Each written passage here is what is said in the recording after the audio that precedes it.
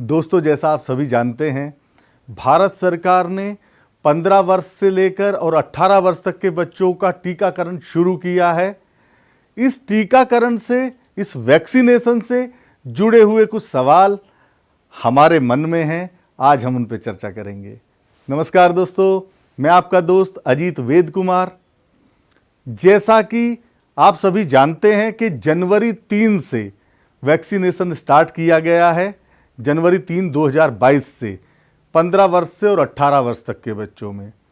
पहले इसमें रजिस्ट्रेशन अनिवार्य था, जिसकी बाध्यता को अब समाप्त कर दिया गया है।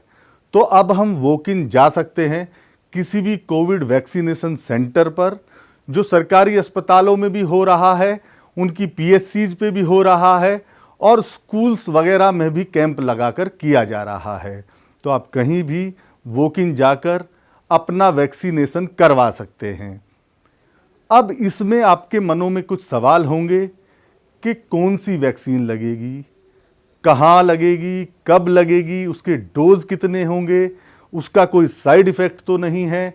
अगर हमारे बच्चों में कोई बीमारी है जैसे शुगर और थायराइड की, उससे तो कोई समस्या नहीं है। उम्र को कैसे निकालें हम, और अगर हमारे बच्चों की उम्र वास्तव में 15 साल से ज़्यादा है और पेपर में कम है, तो हमें क्या करना है।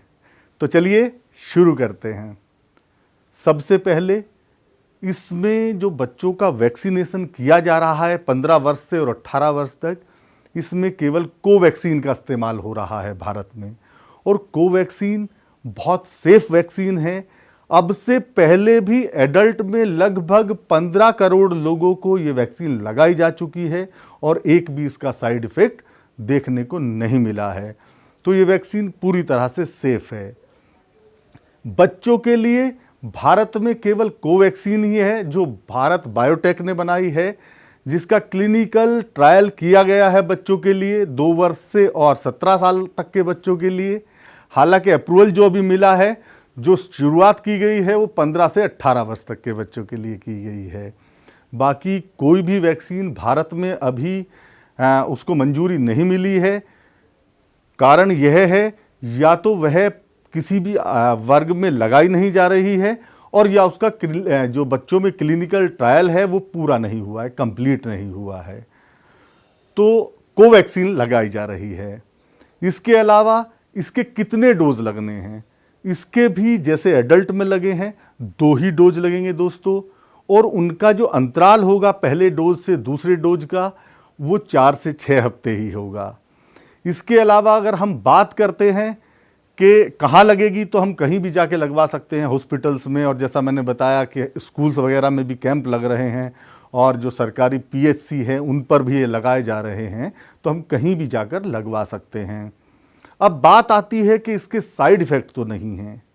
देखिए, एज सच इसका कोई साइड इफ़ेक्ट देखने को नहीं मिला है, और बच्चों में तो बिल्कुल भी देखने को नहीं मिल रहा है। बच्चों को पहले भी टीके लगाए जाते थे। 0 से लेकर 18 वर्ष तक बच्चों को कई टीके लगाए जाते हैं। उनके भी कुछ ना कुछ साइड इफ़ेक्ट माइल्ड आते हैं। तो ये भी इसी तरह का है, जैसे बीसीजी का टीका लगाया जाता है, टीबी का टीका है वो, और रेस्पिरेटरी सिस्टम से जुड़ा हुआ टीका है। तो इसी तरह से कोविड का टीके को भी आप लीजिए, वो भी ऐसे ही है। इसी तरह से उसके साइड इफ़ेक्ट हैं। इसके अलावा भी जैसे पोलियो का टीका है या और कई टीके बच्चों को लगाए जाते हैं, तो इसमें घबराने की बिल्कुल भी ज़रूरत नहीं है। इसके अलावा एक बात आती है कि भाई, अगर बच्चों को कोई बीमारी है जैसे शुगर है या थायराइड है, तो हम क्या करें। इसके लिए आप अपने डॉक्टर को कंसल्ट करें, अपने बच्चों के डॉक्टर को। और जो थायराइड का लिमिट है, जो रेंज है, या जो शुगर का रेंज है, उसमें हमें अपने आप को रखना है, अपने बच्चों को रखना है, तभी हम टीकाकरण करवाएं। और डॉक्टर से सलाह ले लें पहले, उसमें और भी ज़्यादा आवश्यक है टीका लगवाना। इसके अलावा अगर हम बात करते हैं कि उम्र को हम कैसे निकालें, तो उम्र को निकालने का एक सिंपल तरीका है। 31 दिसंबर 2007 को पैदा हुए बच्चे, जन्म लेने वाले बच्चे, और या उससे पहले की जो डेट ऑफ बर्थ जिन बच्चों की है, वो सब एलिजिबल हैं, सब इसमें आते हैं। तो हम लगवा सकते हैं सीधा सा, इसमें कन्फ्यूजन कहीं भी क्रिएट नहीं करने की आवश्यकता है। 31 दिसंबर 2007 से में या उससे पहले पैदा हुए बच्चे सब एलिजिबल हैं। इसके अलावा एक बात और हमारे सामने आ रही है कि जो बच्चों की वास्तव में जो उम्र है वो 15 साल से ज़्यादा है और पेपर में कम है। तो देखिए दोस्तों, या तो उस केस में आपको एक काम करना पड़ेगा कि अगर आप उसको प्रूव कर सकते हैं, उसका कोई डॉक्यूमेंट दे सकते हैं और अपना शपथ पत्र दे सकते हैं, तभी आपको वो वैक्सीन लगाई जा सकती है। वरना तो दोस्तों ये एक ट्रेंड चल गया है आजकल सोसाइटी में कि हम अपने बच्चों की उम्र 1-2 वर्ष कम ही लिखवाते हैं। तो लड्डू तो एक ही हाथ में रह सकता है ना। तो यहाँ आपको जरूर पेपर के साथ ही चलना पड़ेगा, जो आपकी डेट ऑफ बर्थ है आधार कार्ड में या स्कूल के पेपर्स में। इसके अलावा कोई किसी तरह का साइड इफेक्ट नहीं है, वैक्सीन लगवाना जरूरी है। एक भ्रांति हमारे समाज में फैली हुई है। कुछ आयुर्वेद से जुड़े हुए लोग या वैसे लोग, हालांकि मैं खुद आयुर्वेद का समर्थन करता हूँ, फेवर करता हूँ, ये बात आती है कि इसका ये साइड इफ़ेक्ट है, ऐसा है, वैसा है।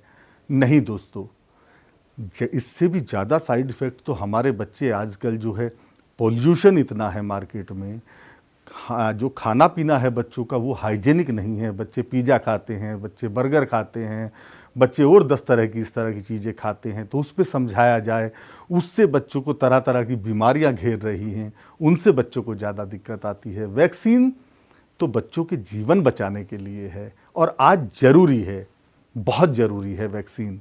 अब मैं बताना चाहूँगा वैक्सीन के फ़ायदे क्या हैं। देखिए, 90% तक ये हमें सेफ कर देता है वायरस से कि हमें वायरस होगा ही नहीं, हमें कोविड होगा ही नहीं। और अगर गलती से हो भी जाता है तो भी हमें हॉस्पिटल में जाने की आवश्यकता नहीं पड़ेगी और हम कम से कम सेफ रहेंगे। अगर हमें हो भी गया है तो हम बहुत माइल्ड सिम्टम्स हमें आएंगे और कुछ दवाइयां लेके हम बिल्कुल ठीक हो जाएंगे। तो ये इसका एक बहुत बड़ा फ़ायदा है। और दोस्तों, अगर हम छूट जाते हैं इस मिशन में या अपने बच्चों को टीका हम नहीं लगवा पाते हैं, सपोज करिए 90% बच्चों को टीका लग गया और 10 से 20% बच्चा बच गया है, भगवान ना करे जैसे सेकंड वेव आई थी, इसी तरह से कोई वेव आ जाए तो उस समय क्या होगा?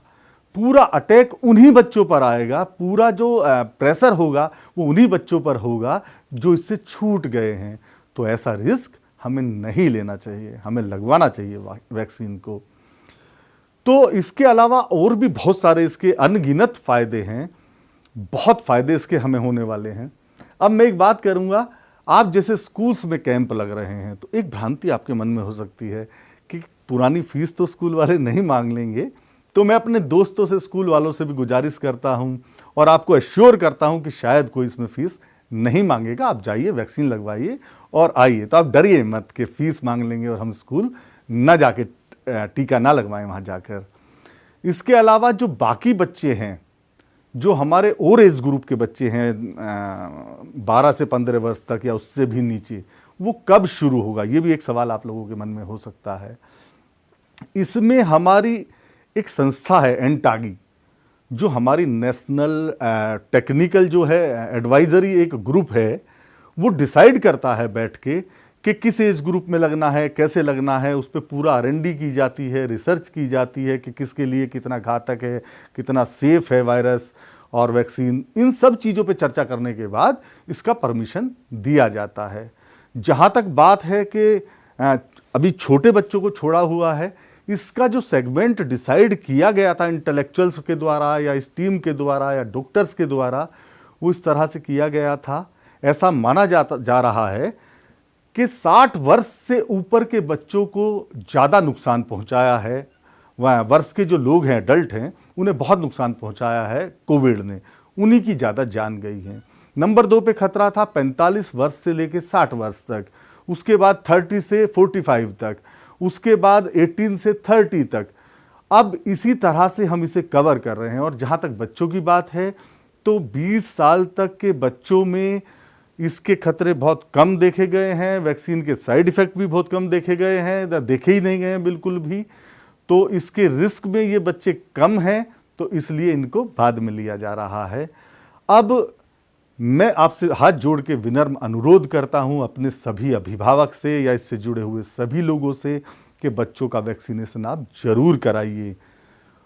वायरस से डरिए, वैक्सीन से नहीं डरिए आप, क्योंकि वायरस जानलेवा है और अभी तक इसका कोई इलाज नहीं है वैक्सीन के अलावा। चलिए दोस्तों, अब हम मिलकर अपने बच्चों के लिए एक सुरक्षा चक्र को निर्माण करते हैं, उसे बढ़ाते हैं। थैंक यू, नमस्कार।